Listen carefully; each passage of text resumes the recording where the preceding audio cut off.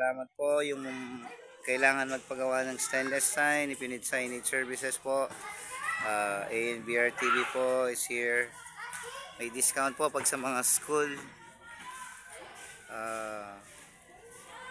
Salamat sa views sa YouTube channel. Paki-like, subscribe na lang po, share. So, tingnan natin. Kaya muna. So, sa gate siya.